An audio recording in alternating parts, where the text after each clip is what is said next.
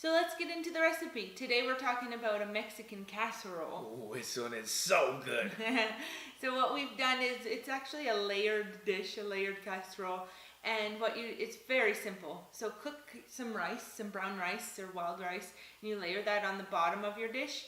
Then you put a bunch of veggies in the middle, so mushrooms and peppers, onions, what you would find in like a fajita, for example, all those kinds of veggies, and you actually will pan fry them a little bit or stir fry them in the Mexican spices first, and then you put those on the top of your dish, on top of your rice in the dish. And then if you want to add some meat, you can put some chicken on the top, pre-cook your chicken and put that on the top. Or for a veggie option, we use zucchini.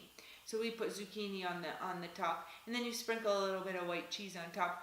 You put salsa on there as well. Then your cheese, you just throw that in the oven and let the cheese melt, and then voila, you have a Mexican casserole. It's amazing. That full recipe is at trueformlife.com/Mexican casserole recipe. It's so good. Your whole family will love it. Yeah, and it doesn't take very long to prepare, which is nice as well. And it makes quite a lot so that you can actually have leftovers for lunch the next day as well. Or if you want to eat it again for supper the next night, then you have 2 meals out of it. So the work that you're putting in is actually saving you time. Yeah.